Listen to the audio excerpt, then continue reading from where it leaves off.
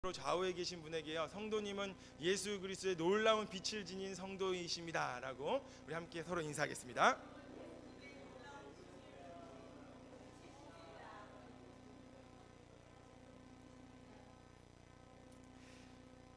이사야 59장 1절에서부터 2절은 이렇게 말씀합니다.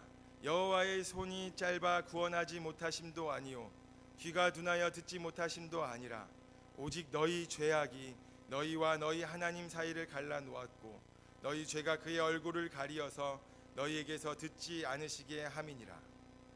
하나님이 우리를 버리고 떠나신 것이 결코 아닙니다.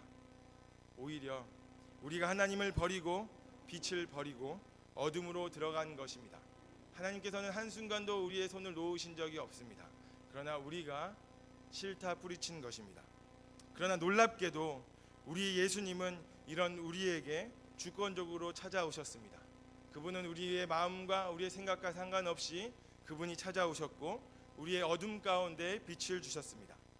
날 때부터 맹인된 사람을 찾아보시고 오신 주님이십니다. 맹인의 의지와 상관없이 주께서 주권적으로 그리고 일방적으로 찾아오셔서 눈을 뜰 수 있는 개안의 체험을 갖게 하신 바로 그 주님이십니다. 칠흑 같은 어둠의 찬란한 빛을 비춰 비로소 주님의 얼굴을 보고 주님을 알게 하신 주님이십니다. 그래서 이사야 60장 1절은 이렇게 고백합니다. 일어나라 빛을 발하라 이는 내 빛이 이르렀고 여호와의 영광이 내 위에 임하였음이니라. 우리는 어둠이었으나 여호와의 빛이 우리에게 비추어 하나님의 영광의 빛을 비추는 자가 되었습니다. 빛이신 주님을 오늘 이 예배를 통해 만나는 저와 성도님들이 되길 간절히 소망합니다. 사랑하는 성도님, 빛은 무엇입니까? 우리가 일반적으로 생각할 때 빛이라고 하면 적외선이 있고요, 그 다음에 자외선이 있고요, 그다음 가시광선이 있다고 말을 합니다. 이 중에 우리가 우리의 눈으로 볼 수 있는 이 빛을 바로 가시광선이라고 말합니다. 빨주노초 파남보를 말하는 것이죠. 그리고 자외선은 우리가 비록 볼 수는 없지만 우리가 그냥 일반적으로 말하기를 인체에는 해로운 빛이라고 말하고요. 또한 적외선은 마찬가지로 우리가 또한 볼 수는 없지만 인체에 있어서 매우 유용한 빛으로 치료에 쓰이는 빛이라고 합니다. 우리의 눈은 일종의 이 빛의 파장, 곧 가시광선을 통해서 시신경이 자극을 받게 되고 이 시신경이 자극을 받게 돼서 뇌에 신호를 보내게 되면 우리가 그 색을 인식하고 비로소 우리는 입으로 내가 본다, 우리가 본다라고 말하는 것이죠. 과학 시간에 우리가 이렇게 배웠습니다. 빛은 이렇게 우리를 보게 할 뿐만 아니라 우리가 보게 하는 것으로 그치지 아니하고 우리가 잘 아는 것처럼 이제는 치료의 광선으로서도 사용을 합니다. 그래서 우리는 늘 이렇게 기도합니다. 거룩하신 아버지 하나님, 치료의 광선을 비춰주셔서 오늘 나의 병을 그리고 우리의 병을 고쳐주세요 라고 기도합니다. 오늘날 현대의 과학이 발달해서 우리가 이 기도하는 것이 결단코 거짓이 아니라 참이라는 것을 알게 해주었고요. 우리는 이제 이 기도함으로써 그 치료의 광선을 의지함으로써 우리의 육신의 질병 또한 주께서 능히 고치실 것을 믿을 뿐만 아니라 우리의 영혼에 있는 질병 또한도 주께서 고치실 것이고 우리의 영혼의 질병뿐만 아니라 마침내는 칠흑같이 어둠 가운데 있었던 죄의 노예연 우리를 저 빛의 나라에 거하게 하는 생명의 하나님의 자녀로 삼으실 것을 믿고 또 압니다. 성경은 그렇다면 빛에 대해서 어떻게 증거하고 있는지 간단히 한번 보길 원합니다. 창세기 1장 2절에서는 이렇게 말을 합니다. 빛이 없는 곳, 곧 어둠이 있는 땅에는 혼돈과 공허가 있을 뿐이다. 그런데 마침내 하나님의 빛이 어둠 가운데 비추어 주시니 하나님의 그 주권적인 은혜의 빛이 어둠 가운데 비춰지니 혼돈과 공허는 밀려나고 거룩하신 하나님의 임재의 빛이 자리 잡는다라고 창세기에서는 말하고 있습니다. 뿐만 아니라 시편 119편에서는 이렇게 말을 합니다. 주의 말씀은 발의 등과 같고 길의 빛이라고 말을 합니다. 말씀이 곧 빛이요 말씀이 육체가 되어 이 땅에 오신 예수님이 빛이 되어 우리의 발과 길을 이끌어 주신다고 말을 합니다. 그러므로 이 빛은 오늘 우리에게는 어둠을 밀어내는 빛일 뿐만 아니라 하나님의 임재가 내 안에 있는 모든 어둠을 밀려내고 하나님의 임재가 내 안에 주권적으로 머물고 계시고 있는 것뿐만 아니라 오늘 이 빛이 저와 성도님들을 인도해 주는 빛인 것입니다.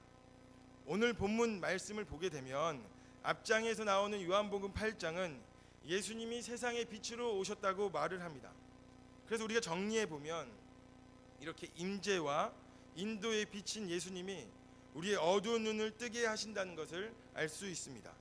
우리가 예수님께 접붙임 바 되었다. 곧 주와 함께 연합한 자, 빛이신 우리 주 예수 그리스도와 연합한 자가 되어 우리가 하나님의 자녀가 되었다는 것을 말씀해 주고 있는 것입니다.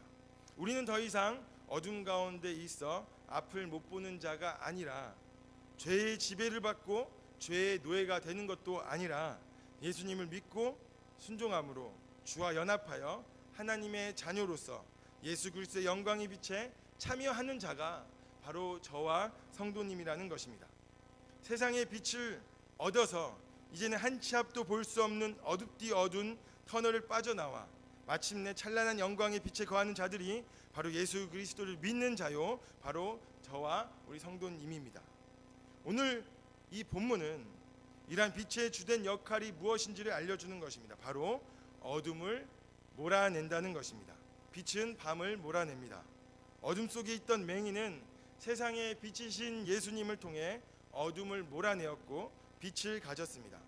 하지만 스스로 빛을 본다 말하는 자들, 곧 오늘 본문에 나오고 있는 유대인들은 세상의 빛이신 예수님을 몰아내어 스스로 어둠에 갇히고 맙니다. 어둠 가운데 있었던 자는 예수님을 모심으로 어둠을 밀어내고 빛에 거하였지만 스스로 빛에 있다고 말하는 자들은 오히려 참 빛이신 예수님을 거부함으로 말미암아 스스로 어둠 가운데 있는 자임을 밝히는 것입니다. 맹인은 눈은 뜨지만 유대인은 맹인이 된 것입니다. 사랑하는 성도 여러분, 오늘 성도님들과 저는 맹인입니까? 아니면 밝은 눈을 가지고 있는 사람입니까? 예수님께서 날 때부터 맹인된 자를 길 가다가 보셨습니다. 아니 1절의 말씀을 보면 오히려 마치 예수님이 맹인된 사람을 만나기 위해서 길을 택하신 것 같습니다.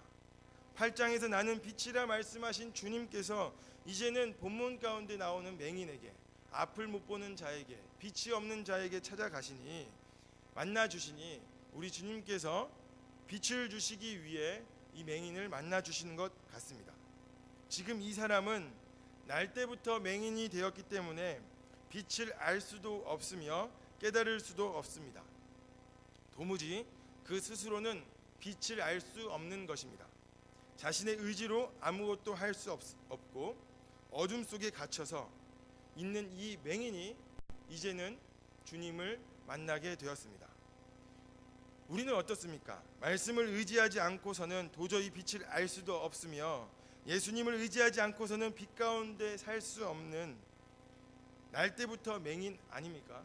우리는 실로 보고 있다고 말을 하고 있지만 주님께서 찾아와 주셔서 만나 주시지 않으면 우리는 스스로 주님을 찾을 수 없고, 우리는 눈을 떠서 길을 걸어가고 있고 많은 것을 누리며 산다고 말하고 있지만 우리 주님께서 찾아와 주셔서 눈을 뜨이게 해주시지 않는다면 보는 것이 실제 보는 것이 아니요, 우리가 바라보는 것이 진정으로 주께서 보여주시는 것이 아니라 내 안에 있는 욕심을 투사하여서 보고 있는 것이니 우리야말로 진정한 맹인이 아닌지 생각해 보게 되는 것입니다. 그러나 성경은 주님이 주권적으로 우리를 부르시고 우리의 의지와 상관없이 생명의 빛을 주셨다고 가르칩니다. 이사야 59장 말씀처럼 우리가 먼저 주님을 떠났지만 주님이 먼저 우리를 찾으신 것입니다. 빛 자체를 모르는 날 때부터 어둠인 우리가 왜 빛이 우리에게 오지 않았냐며 말할 수 없습니다. 날 때부터 어둠이었던 우리는 왜 나에게 빛이 오지 않았냐고 항의할 수도 없고 주님을 향해서 말할 수도 없는 것입니다. 왜냐하면 빛이 오고 나서야 이것이 빛이구나 알기 때문에, 빛이 왔기 때문에 우리가 빛을 아는 것이지, 빛 아래 거하지 않는 우리 모두는 빛이 무엇인지도 모르는 자들입니다. 그래서 이 빛이 찾아오고 나서야 비로소 이것이 빛이구나 깨닫는 것이고, 내가 전에는 어둠 가운데 거했던 자이구나 깨닫는 것입니다. 날 때부터 어둠인 자는 아무리 빛을 설명해주고 알려준다 할지라도 결단코 알 수 없습니다. 그 빛을 경험하기 전까지는 결코 알 수 없는 것입니다. 그렇기 때문에 왜 나에게 빛을 주지 않았냐고 항의할 수도 없고 말할 수도 없고 주님께 때릴 수도 없고 때를 쓸 수도 없고 주님을 향하여 불평등하다고 말할 수도 없는 것입니다. 왜냐하면 우리는 날 때부터 태생 자체가 어둠 가운데 있는 자이기 때문입니다. 우리에겐 단지 우리가 할 수 있는 것은 빛을 경험한 자로서 빛을 주신 우리 주님께 감사하다는 것 외에 다른 것이 할 것이 없습니다.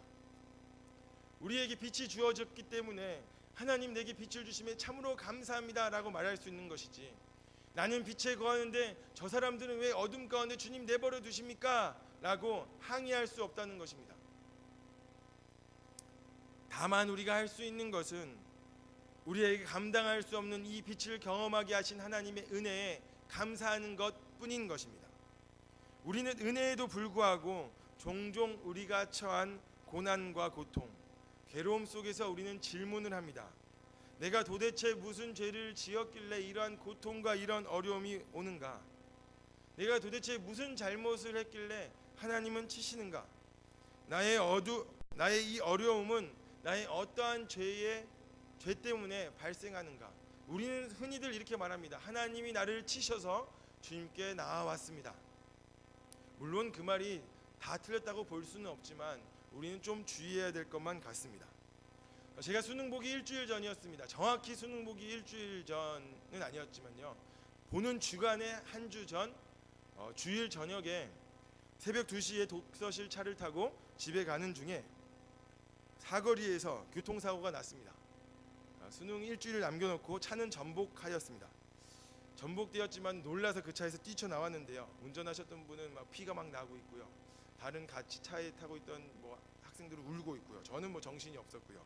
정신을 차렸을 때는 119도 왔고 경찰도 왔더라고요. 지금 생각해보면 완전히 슬로우 모션이었습니다. 부딪힐 때까지. 매그너스가 와서 부딪혔는데요, 아직까지도 그 매그너스의 색깔을 잊지 못합니다. 황색이었거든요. 황색의 밑에는 짙은 그 검은색이었는데요, 그 차가 와서 받았는데 결코 잊지는 결코 못하는 것 같습니다. 그 기억이 생생히 나거든요. 그때에 부딪힐 때 제 동작과 모션과 중앙에 타고 있던 제 친구, 부딪히는 측면에 타고 있던 제 모습, 그때 깨달았습니다. 교통사고가 혹 날지도 모르기 때문에 승합차를 탈 때는 한 가운데 앉아야 한다. 왜냐하면 저희 차가 전복이 되면서 막 뒤집어졌거든요. 근데 저는 가운데 있어가지고 제 양옆에 있던 친구가 그 에어백 역할을 해준 겁니다. 의도치 않게요. 그러니까 저는 멀쩡했고요, 제 친구는 이제 차가 다 유리창이 깨지고 아스팔트에 얼굴을 막 긁고 막 하니까요, 저는 계속 누르고, 그 친구는 제발 위로 올라가라고 하는데 차가 뒤집어졌는데 어떻게 올라갈 수 있나요? 나도 할 수 없어, 이렇게 막 그랬거든요. 다행히 그렇게 크게 다치지는 않았습니다. 그래서 응급처치를 마치고요, 집에 왔습니다. 그리고 보험금으로 30만 원 받아가지고요, 제 친구는 그 30만 원으로 당시 유행하던 모토로라 모토로라 핸드폰을 바꿨습니다. 저는 어떻게 썼는지 기억은 잘 나지 않는데요. 근데 이제 누워서요, 삭신이 막 이제 누웠는데, 그때는 정신이 없어서 괜찮았는데요, 누워서 보니까 이제 막 삭신이 쑤셔오기 시작하는 겁니다. 괜히 병원에서 나왔나 생각도 했는데요, 그래도 내일 이제 모의고사를 보러 학교를 가야 되기 때문에요, 마지막 모의고사니까 결코 포기할 수 없었습니다. 근데 누워서 곰곰이 생각하는데 이런 생각이 들었습니다. 내가 무슨 죄를 지었길래 이 차가 와서 우리 차를 받은 거지? 그래서 생각했습니다. 제가 고3 때도 수능을 앞두고서도 주일 저녁 예배를 빠져본 적이 없었거든요. 금요철에도 빠져본 적이 없었고, 수요예배도 종종 참석했었고, 야자를 워낙 원치 않았기 때문에요. 그런데 이제 곰곰이 누워 생각하는데요, 그날은 제가 이제 내일 모의고사를 치겠다고 주일 저녁 예배를 가지 않았습니다. 그래서 생각했습니다. 내가 주일 저녁 예배를 빠져서 하나님이 몽둥이로 나를 치신 걸까? 아니면 혹시 내가 나도 모르는 그 죄가 있는 것은 아닐까? 죄를 이제 탐색하기 시작하는 겁니다. 머리털부터 발끝까지 이잡듯이 죄를 탐색하는데요, 혹시 이 죄 때문에 내가 뭐 잘못해서, 내가 거짓말해서, 아니면 내가 친구를 미워해서, 내가 아니면 그 시험 준비를 똑바로 하지 않아서, 아니면 주일 예배를 빠진 것 때문에, 그거부터 시작해가지고요, 아주 별걸 다 생각했습니다. 초등학교 죄까지 생각했으니까요. 죄를 탐색하기 시작하면서요, 이 죄 때문이구나라고 발견을 했고 깨달았습니다. 그리고 한참 시간이 지나서요, 그때 그 기억이 잊혀지지 않았기 때문에요, 제가 굉장히 실수를 범했다는 것을 알았습니다. 진정 주님의 뜻은 저의 깨달은 것은 완전히 달랐습니다. 물론 죄의 결과가 근본 원인이지만 이러한 생각은 영적인 자만심을 갖게 할 뿐만 아니라 이웃이 잘 되면, 건강하면 더 의롭고 복되다고 결론을 짓고, 나는 안 되면 난 더 죄인이라고 생각하기 때문에 심각한 문제를 갖는 것이라는 것을 그 후에 깨닫게 되었습니다. 제가 한번 읽었던 책 중에 김세윤 목사님은 이렇게 말을 하였습니다. 죄가 고난을 가져오는 것은 사실이다. 하지만 항상 1대1로 상응하지는 않는다라고 말하였습니다. 사실 우리가 죄 때문에 우리의 생명의 근원이신 하나님과 분리된 것은 맞습니다. 이로 말미암아 죄로 질병이 온 것도 맞습니다.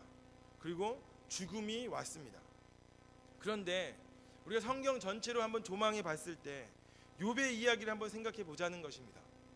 욥의 죄 때문에 욥에게 고난과 질병과 괴로움이 온 것입니까? 한편 우리에게 벌어진 수많은 일들, 제가 초등학교 4학년 때 삼풍백화점이 무너졌거든요. 그리고 그 성수대교도 무너졌고요. 그 안에 있던 사람들은 도대체 무엇 때문에 그런 어려움을 처한 것입니까? 그리고 9.11 테러 사태를 잘 기억하시죠? 9.11 사태로 죽은 사람들은 우리가 도대체 어떻게 설명할 수 있냐는 것입니다. 우리는 손쉽게 당신의 죄 때문이야, 그 땅에 죄가 많아서 그렇기 때문이야, 그 민족이 죄를 많이 지어서 죄의 벌을 받은 거야, 한때 푸켓에 거대한 쓰나미가 왔을 때 그렇게 말하시는 분들도 있었죠. 우리는 그렇게 쉽게 죄 때문이라고 말할 수 있을까요? 결코 그렇지 않습니다. 해 아래 살아가는 우리에게는 이해할 수 없고 무엇이라 확답할 수 없는 일투성입니다. 무엇 하나 우리가 자신감 있게 말할 수 있는 것이 아무것도 없습니다. 이것이 하나님의 뜻이야, 고로 우리는 죄 때문에 벌을 받은 것이다 라고 말할 수 있는 일이 단 한 가지도 확신을 갖고 말할 수 있는 것이 어디 있냐는 것입니다. 그만큼 우리의 삶은 복잡하고 그만큼 우리의 삶은 다양할 뿐만 아니라 우리는 무엇이라고 확신 있게 말할 수 없는, 해 아래 살아가는 우리들의 이해할 수 없는 상황이 우리의 삶이라는 것입니다. 그렇기에 우리는 오히려 우리가 해야 될 태도는 위로하는 것과 함께 눈물 흘리는 것과 하나님의 사랑으로 우리의 가슴에 나의 이웃을 안아주는 것, 그리고 그가 내 품에 안겨 마음껏 울 수 있도록 기다려주는 것, 처참한 심정을 가진 우리의 이웃을 마음껏 울 수 있도록 나의 어깨를 내어주는 것, 그리고 안아주는 것이 우리가 할 수 있는 것입니다. 그리고 더욱 예수 그리스도의 밝고 따뜻하게 빛나는 빛 아래서 하나님의 사랑을 확신케 하고 우리 자신을, 이러한 상황 속에서 우리 자신을 일으킬 뿐만 아니라 우리의 이웃을 일으켜 세워줘야 할 것입니다. 지금 혹시 우리 주위에 이러한 이웃들이 있다면 우리가 할 것은 그들과 함께 울어주는 것 아니겠습니까? 3절에 있는 말씀을 보면 이제 예수님께서는 시선을 바꿔주십니다. 죄를 붙잡고 늘어지는 제자들에게 예수님은 이 사람이 날 때부터 맹인됨은 그의 죄든 그의 부모의 죄든 그 어떠한 죄 때문이 아니라 그의 맹인됨을 통해서 하나님이 하시는 일을 나타나시기 원한다 라고 말씀하십니다. 그렇게 죄 때문이 아니라 하나님이 하시는 일이라고 시선을 바꿔주시는 것입니다. 그렇다면 도대체 이 하나님이 하시는 일은 무엇입니까? 우리가 이사야서에 있는 말씀을 봐서 아는 것처럼요, 이사야서 42장 종의 노래에서 분명히 말하고 있는 것처럼 장차 오실 메시아는 눈먼 자들을, 곧 맹인을 눈뜨게 하실 분이시다 라고 말을 하고 있습니다. 고로 예수님은 지금 그분이 메시아라는 것을 알려주고 계시고 증거하시는 것입니다. 그리고 다시 예수님은 내가 세상의 빛이다 라고 말씀하시며 제자들의 시선을 죄에 머물게 하는 것이 아니고 어떠한 현상 때문에 이 사람의 어려움에 처하고 있는 것을 말씀하시는 것이 아니라 세상의 빛이요 참된 메시아가 지금 오셔서 눈먼 자들을 눈뜨게 하실 것이라는 것을 말씀하시는 것입니다. 사랑하는 성도 여러분, 오늘 저와 여러분은 무엇을 망설이고 어떠한 걸림돌로 인하여 주저하고 계십니까? 용서받지 못할 것이라고 여기시는 혹 그러한 죄가 우리 가운데 있습니까? 삶의 고뇌와 찌들어버린 생계의 위협이 혹시 여러분들을 올가매고 있지는 않습니까? 오늘 예수님께서는 이렇게 말씀하십니다. 세상의 빛이요 참된 메시아인 예수를 보라고 우리의 시선을 바꾸라고 말씀하고 계시는 것입니다. 언제까지 우리의 죄에 얽매여서 죄를 탐색하고 죄 때문이라고 얽혀 있는 것이 아니라 빛이신 예수님께 나아오라는 말씀인 것입니다. 세상의 빛이신 예수님께 시선을 바꿔야 합니다. 예수님은 우리에게 눈을 들어 세상의 빛이신 예수님을 보라고 말씀하고 계십니다. 맹인은 이제 장성하고야 비로소 알았습니다. 깨닫지도 알 수도 없었던 고통 가운데 살았던 나날들, 곧 하나님 이 모든 날들이 하나님의 일을 위한 것이라는 것을 비로소 오늘 안 것입니다. 수많은 맹인의 세월의 보상은 그가 그토록 맹인으로 살아가는 것 때문에 쯧쯧쯧 너의 부모의 죄 때문에 너는 맹인이 된 거야. 쯧쯧쯧 너가 날 때부터 얼마나 죄를 지었길래 맹인이 된 거야. 수많은 이러한 말들을 들어왔고 앉아 있을 때마다 그에게 찾아왔던 어려움들, 때로 찾아왔던 생계의 위협들, 목숨의 위협들, 그에게 남아있을 것이라는 자존심은 하나도 남겨지지 않았던 상황들, 그가 살아왔던 이 수많은 세월의 보상은 이제 오늘 예수 그리스도 곧 빛이신 그분을 만남으로 보상을 받았는데 그가 받은 보상은 하나님의 영광이었습니다. 그 어떠한 것으로도 비교할 수 없었던 하나님의 영광인 것입니다. 하나님이 그러므로 하시는 일은 무엇입니까? 그것은 예수님이 세상의 빛이다라는 것입니다. 예수님은 고치시고 하나님의 사랑으로 우리의 갈기갈기 찢긴 심정을 싸매시며 하나님의 사랑으로 회복시키십니다.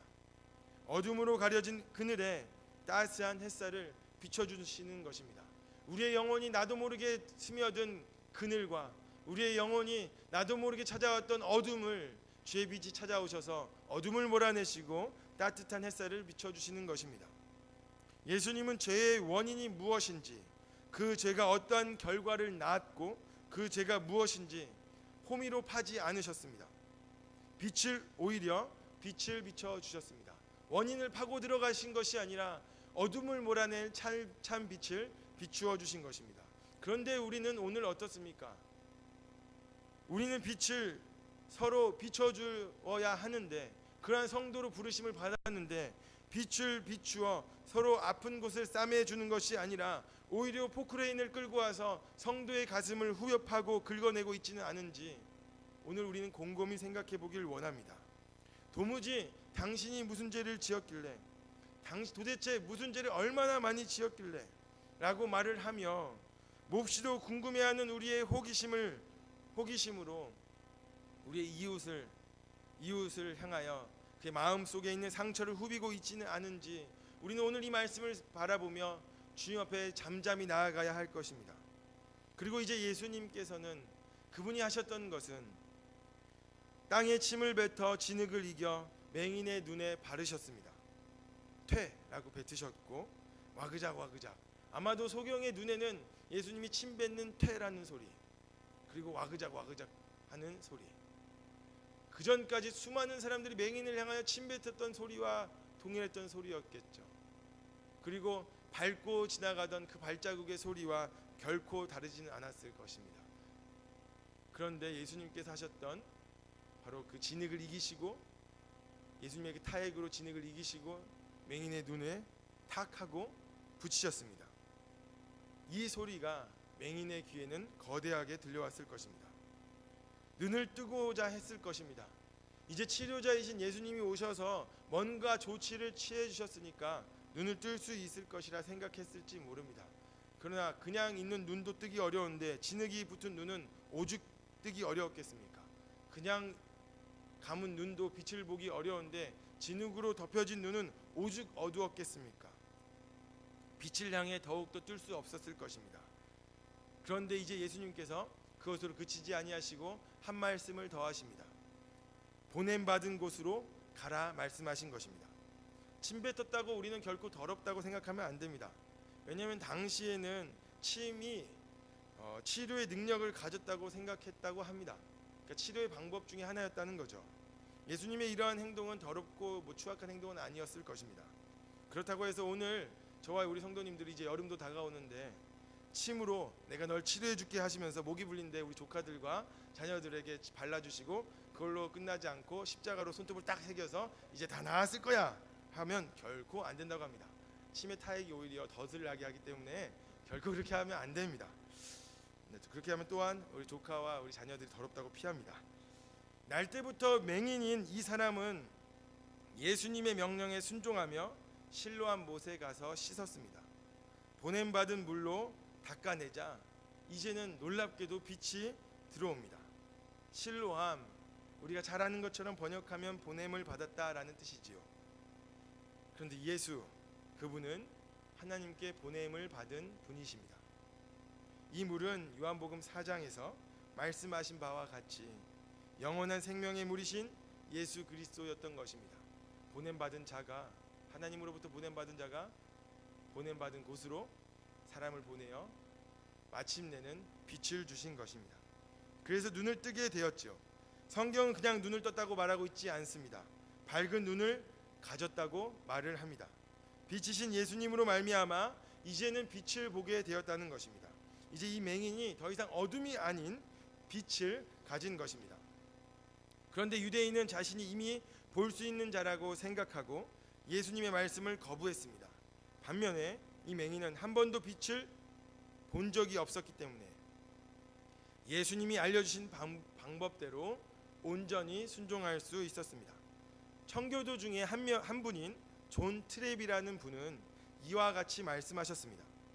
그는 그리스도께 맹목적으로 순종하였다. 실로암 물가로 갔던 그 맹인은 예수님을 향하여 그 어떠한 의심도 없이 맹목적으로 순종하였다.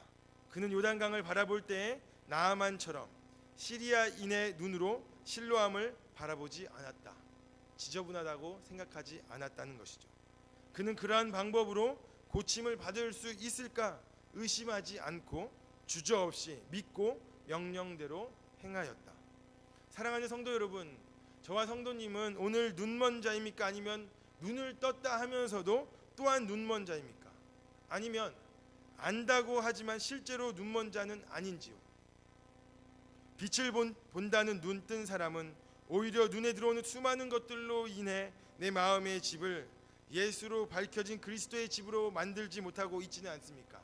다시 말하면 우리가 눈을 뜨고 있다고 하면서도 수많은 내 안에 있는 이기와 욕심, 주를 이용하려는 마음, 그것들로서 나는 빛이신 예수님을 소유했다고 생각하면서 오히려 반면에 참으로 눈먼 자가 아니냐는 것입니다. 혹시 우리 가운데 열고 싶지 않은 방이 있습니까?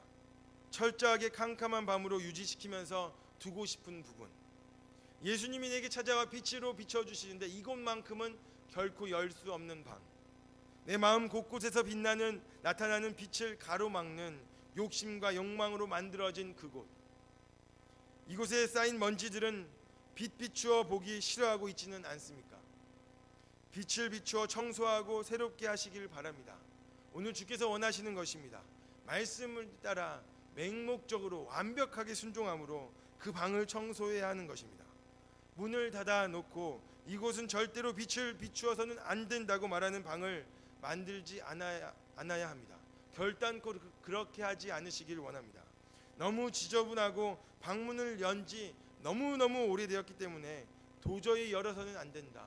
주님 앞에서 주님께 이것만큼은 결코 열어서는 안 된다 하여도 오늘 이 밤에 주님 앞에 그 방문을 활짝 열어놓아 그 방에 예수의 빛이 임하길 간절히 소망합니다. 무섭고 악친하고 더 두렵지만 예수의 빛이 치료하고 예수의 빛이 깨끗하게 하고 예수의 빛이 그 어떤 날보다 여러분을 상쾌하게 할 것입니다. 예수님은 성부 하나님으로부터 보냄을 받아 이 땅의 빛으로 오셨습니다. 예수님은 실로 보냄받은 자입니다. 보냄받았다라는 뜻을 가진 실로한 못은 마르지 않고 끊이지 않는 영원한 생명을 주는 물, 곧 하나님으로부터 보냄받은 예수 그리스도였던 것입니다. 실로한 못에서 씻는 것은 이 예수님의 말씀에 순종하는 것이었고, 순종은 생명의 물이신 예수님을 통해 어두운 눈을 씻어내고 빛을 갖게 하는 것이었습니다. 빛을 소유한 사람, 빛 비추어 밝은 눈을 가진 사람은 역시 그 빛으로 보냄을 받습니다. 제자들 또한 그들이 사도로 불림은 바로 그 주님께 보냄을 받은 자이기 때문입니다. 예수님이 곧 하나님께 보냄 받아서 우리의 눈을 밝게 해주셨고, 그 밝은 눈을 가진 우리들 또한 보냄 받는 자가 되어 누군가의 어두움을 밝혀주어야 하는 것이 오늘 저와 성도님들이 이 땅에 살아 숨쉬는 이유라는 것입니다. 가장 귀하고 존귀하고 찬란한 빛된 자녀의 삶은 그러므로 어둠 가운데 헤매 있는 사람들에게 빛을 전해주는 것입니다. 가장 영광스러운 일, 가장 존귀한 일, 이 땅에 살아가면서 가장 보람되고 가장 행복한 일은 다른 것이 아니라 빛을 전해주는 것, 보냄받은 자로서 빛을 증거하는 것입니다. 천박한 자본주의와 무한 경쟁으로 인한 비교 우월, 어느 순간 이 비교 우월하는 의식과 열등 의식이 세상 가운데 살아가는 우리 마음 가운데 있을 뿐만 아니라 교회 안에서도 펼쳐지고 있으니, 이러한 마음이 어둠으로 좀먹여져 있는 사람들에게 먼저 빛을 경험한 우리들이 찾아가야 하는 것입니다. 온갖 물질들로 빛을 대체하고 있고 썩어질 물질로 영원한 생명을 가리려고 합니다. 그러나 어찌 그 빛을 가릴 수 있겠습니까? 결단코 아무것도 그 빛을 가릴 수 없습니다. 어떻게 그 빛을 숨길 수 있겠습니까? 산 위의 마을이라 할지라도 숨길 수 없을 것입니다. 이 빛은 왜냐하면 밝히는 빛이기 때문입니다. 의왕 우리 교회가 빛에 거하여 빛을 비추는 교회가 되기를 간절히 소망합니다. 하지만 그러나 우리 스스로는 결코 빛을 비출 수 없음을 우리는 또한 기억해야 할 것입니다. 다만 주 예수의 빛을 받아 이 빛을 전할 뿐입니다. 내 안에 어떤 빛을 발현하게 하는 발전기가 있는 것이 결단코 아닙니다. 내 스스로는 빛을 나타낼 수도 없고 빛을 만들 수도 없고 빛나게 할 수도 없습니다. 이것은 마치 달과 같은 행성이 해와 같은 항성이 발하는 거대한 빛을 받아서 반사하여 우리의 어둠의 밤길을 밝히는 것과 같은 것입니다.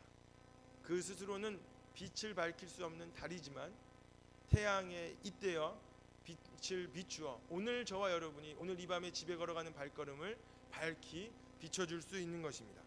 우리는 달처럼 별처럼 찬란한 예수 그리스도의 빛을 전할 뿐입니다. 우리가 태양이 될 필요는 없으며 태양이 될 수도 없는 것입니다. 그러므로 주 예수의 찬란한 빛을 가진 성도 여러분, 제가 예전에 2011년경이었습니다. 수원의 그 종합운동장이요. 김범수의 게돌라이트 콘서트라는 것이 있었습니다. 제가 그곳에 갔습니다. 평생에 처음 아내의 손을 잡고 콘서트에 가봤습니다. 이런 거구나라는 것을 경험했는데요. 그때 마지막으로 불렀던 그 김범수라는 가수가 마지막으로 불렀던 그 곡의 노래를 지금도 잊지 못합니다. 그 곡은 무엇이었냐면 님과 함께라는 곡이었습니다. 종종 지금도 멜론에서 가끔 찾아서 듣습니다. 한번 저는 이렇게 가사를 부르는데요. 저 푸른 고천동에 그림 같은 교회 짓고 사랑하는 주와 함께 한 100년 살고 싶어. 우린 이제 막 3년을 살아왔습니다. 이 의왕우리 교회가 이제 하나님께서 세워주시고 태어나게 하시고 길을 걸어가게 하신 지는 이제 막 3년이 되었습니다.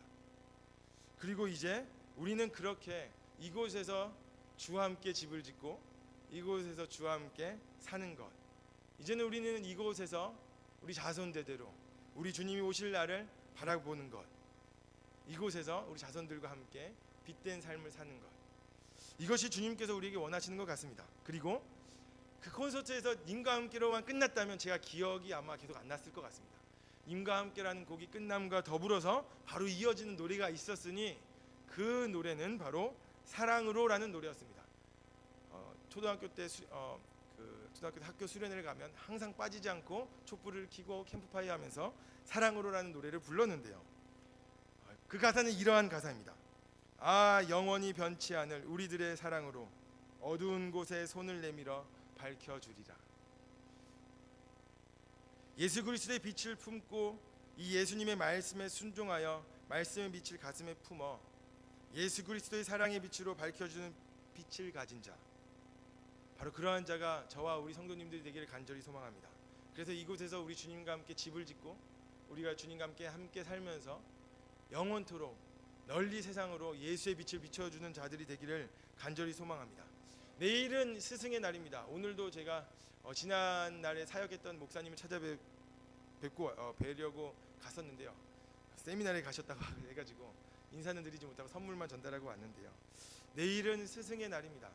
스승과 제자라는 이 말은 너무나도 아름다운 말인 것 같습니다. 저에게 있어서는요, 주일학교 교사들은 영웅들입니다. 전에도 그러했고 지금도 그러합니다. 저에게 있어서는 한 교회의 주일학교 교사들은 제가 너무나도 존경하고 어떻게 해서든 채워드리고 싶고 가장 높여드리고 싶고 그뿐만 아니라 그 어떤 말로도 표현할 수 없기에 저는 주일학교 교사들의 영웅들이라고 표현합니다.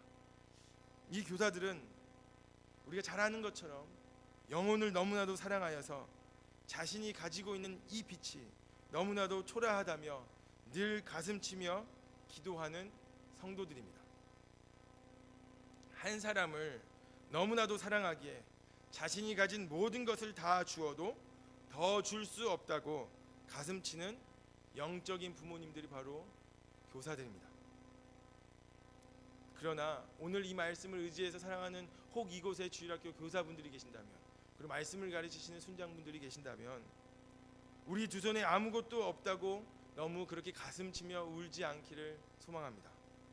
왜냐하면 우리의 사명은 내 안에서 빛을 만들어내는 것이 아니라 우리 주 예수 그리스도의 빛을 받아서 전하는 것이기 때문입니다. 교사들이야말로 예수 그리스도의 참 빛이 환하게 가슴에서부터 빛나는 생명을 가진 사람들입니다. 어디 교사들 뿐이겠습니까? 오늘 이 교회에 있는 모든 성도는 예수 그리스도의 생명의 빛을 지닌 자들이 아니겠습니까? 그 빛이 우리 안에 이렇게 밝게 빛나고 있는데 성도인 우리가 어찌 가르치고 전파하고 치유하는 사명을 감당하지 않을 수 있겠습니까? 어찌 가르치고 전파하고 치유하는 이 사역과 사명이 어떠한 특정인에게만 주어진 사명이겠습니까? 빛으로 부름받은 성도인 우리 모두의 사명인 것입니다. 저 앞에 있는 산들, 그리고 우리 뒤에 펼쳐진 아파트와 고층 빌딩들이 결코 숨길 수 없는 주님의 빛을 가진 자들이 우리 성도님이라는 사실을 기억하길 원합니다. 주님의 빛을 가진 자로 어두운 곳에 손을 내밀어 밝혀주는 의왕 우리 교회 성도들이 되기를 간절히 소망합니다. 이 시간에 함께 찬양하고 같이 기도하기를 소망합니다. 함께 하실 찬양은 낮엔 해처럼 밤엔 달처럼 그렇게 살 수는 없을까? 욕심도 없이 어두운 세상 비추어 온전히 남을 위해 살듯이 나의 일생에 꿈이 있다면 이 땅의 빛과 소금 되어 가난한 영혼, 지친 영혼을 주님께 인도하고픈데 나의 욕심이, 나의 못난 자아가 언제나 커다란 짐되어 나를 짓눌러 마음을 공고케 하니 예수여, 빛이신 예수여 속히 오소서. 우리 함께 찬양하겠습니다.